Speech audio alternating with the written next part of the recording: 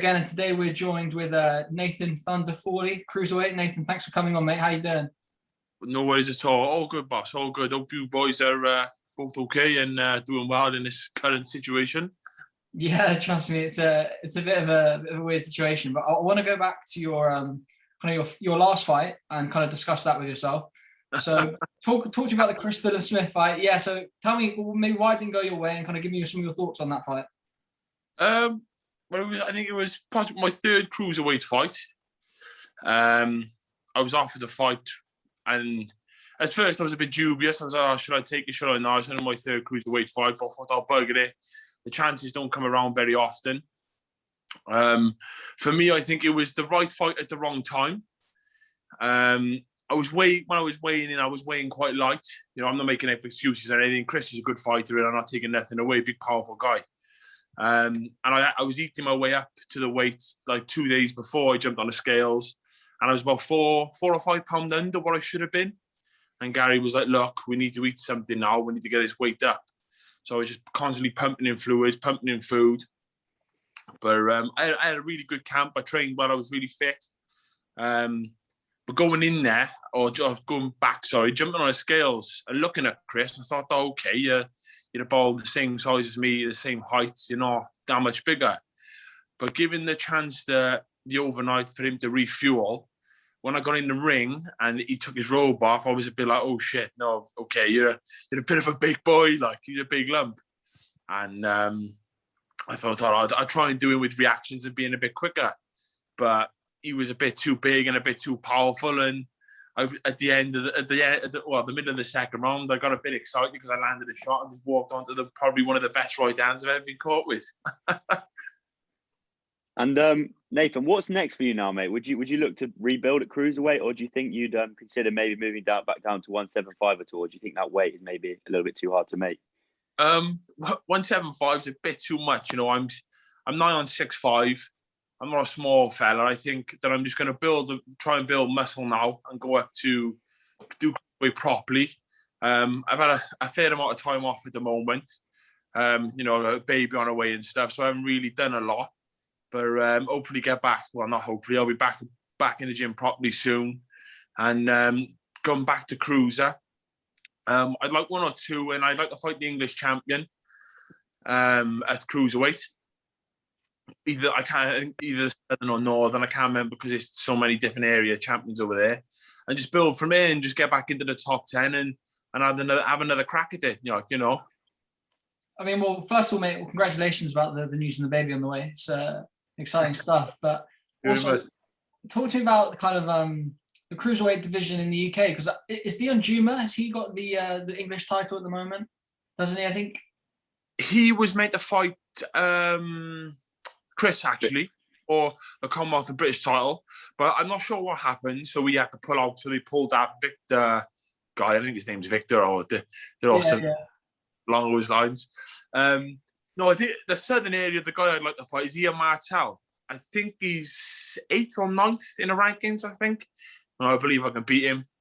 You know, Dion June was probably looking past me.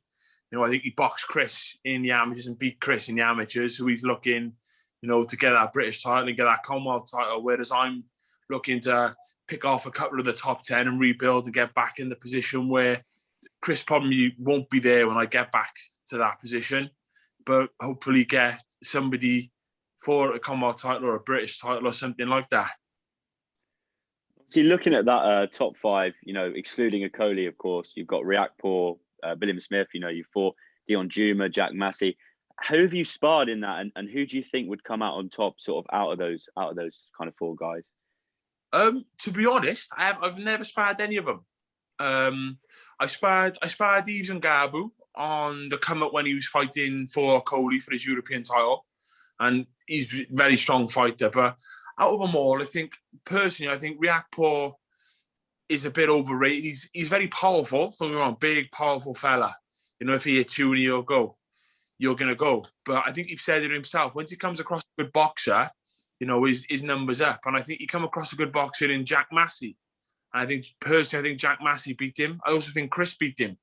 But out of all of them, that 5, I think Jack Massey is probably the better of the five, to be honest. That's really interesting, that is. And then I guess one thing talking about kind of I find quite interesting about yourself, Nathan, is the team you have around you. So obviously you've got Gary Lockett, who trained you for your last fight, and then you also mentioned you were doing some work with Enzo Macronelli, weren't you? Yeah, you know, I got a cracking team around me, you know, with Gary and stuff. He's very understandable. You know, I've had a chat with Gary and said, look, I'm going to be having a bit of time off from the gym. And he's like, yeah, no worries, just come back when you're ready to come back. Like, and you know, he's a good teacher, Gary. He's not one of these guys that just gets you fit and talks the talk. Gary actually walks the walk, you know, and he's very good. He's very good friends with Enzo Mac.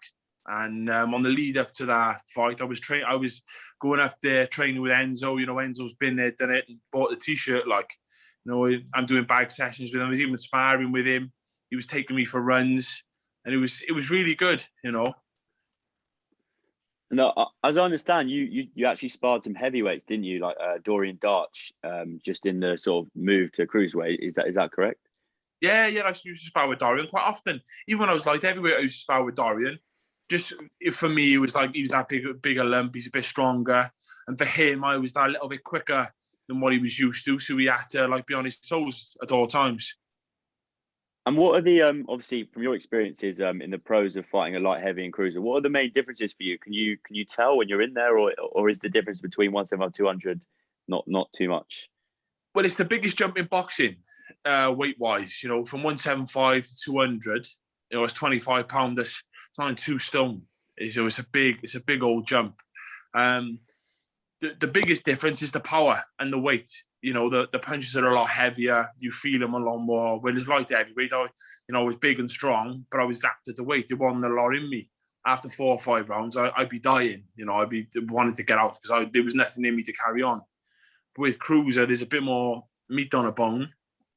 And they definitely sink in a lot harder than they did at light heavyweight. Was that something you were worried about when you were moving from light heavy to cruiser? Kind of because obviously you were punching so heavy at light heavy. Were you kind of worried about losing any of that power going up to cruiserweight, or was that kind of not worry for you? No, it wasn't really a worry. I kind of took it with me, the power. And it's one thing Enzo said to me when I sparred with Enzo. You know, he said, and to Gary. He said he's very heavy-handed. You know, he hits really hard. So it's never anything I was worrying about. It's just coming back at me is what I was worried about. No, yeah, I can imagine. And just kind of looking at Welsh boxing, Nathan, just quickly, sort of you have Joe Cordina, he boxed, you know, recently, Jay Harris, Gavin Gwynn. Where do you think Welsh boxing is at the moment? And out of that kind of flock of fighters, who do you rate, you know, the most? Let's put it this way: Welsh boxing at the moment is flying. You know, it's in a place now where it wasn't back a few years ago. You know, we've had Lee Selby world champion. I think Liam Williams is going to beat Andrade now for the world title, for the WBO world title. I also think that Cordina will be another world champion of ours. A very underrated and unknown fighter. I know he's British and Commonwealth champion. That's Chris Jenkins. He fights for Gary welterweight. No, he's a fantastic fighter. He matters a box of frogs, but when it comes to crunch time, he's an excellent talent. Like, and the fighters we have at the moment are really, really good. And one you're going to see very soon. He's 10-0, undefeated, and he's probably one of the best fighters I've ever seen. Like when the amateurs and the pros. That's Rhys Edwards. He's from the Valleys, and he's just phenomenal. He makes good fighters look average. Well, I mean, I'm excited to watch him, and I want to get your opinion on Lawrence Coley versus Glowacki, obviously, kind of the world title fight in your weight class. How did he break that one down? I'm not gonna lie, I didn't really watch it. I watched the highlights. I can't really get excited for a Coley because he's just big and awkward. He doesn't really sell a fight for me, but he is a good fighter, you know, and he carries power. And the I can't remember his name. Glowacki just walked onto a big looping right hand, and you don't get up from those really, or you get up, but you don't recover from them. For Ben, so I just want to jump in there quickly. I had a question I forgot I wanted to ask.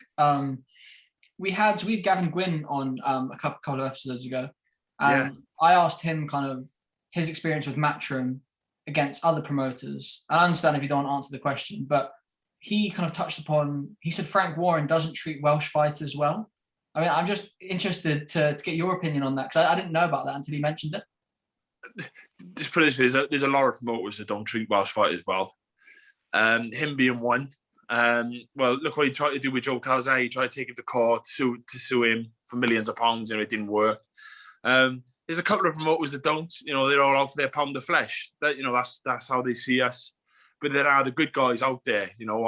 Gary's a promoter. Gary's a good guy. Eddie, he looks after his fighters. A London-based guy, Mo Pryor, he's involved with Gary. He looks after his boys. Excuse me, but there are sharks out there, but there are the good guys, and you just got to know who the good guys are. And I found out a little bit too late who a shark was. If you catch my drift. And just going back to Okoli, sorry, I just wanted to ask, what you think prospects might be of him moving up to heavyweight, and how successful you think he can be when he makes that jump. 100% he's going to heavyweight. To be honest, he's won a world title now at cruiser. There's no, if he could unify the division, but then there's no real reason for him to stay. I think if he goes up, he's 6'7", he's about that.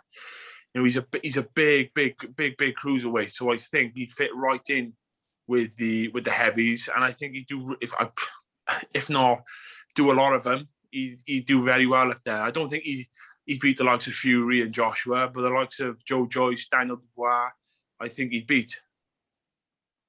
I mean, Ben after. Sorry, just going to a couple of generic questions for you, Nathan. Just wanted to get your thoughts on AJ and Fury and who you think wins that one, really. I know it's quite a generic question, but I've got to ask. Fury all day and twice on Sunday. It's what everyone said, isn't it?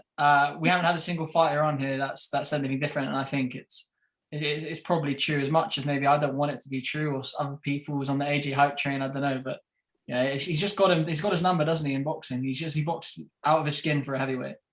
Well, you look at it. I compare AJ to Frank Bruno, a better Frank Bruno. Obviously a more skillful, a better Frank Bruno, and then I compare Fury to Ali. The way he moves his head, the way he throws punches out quick, the good footwork. He's like he's nigh on 7 foot tall. No heavyweight at like 20 stone should be moving like that, but he does, and he's phenomenal.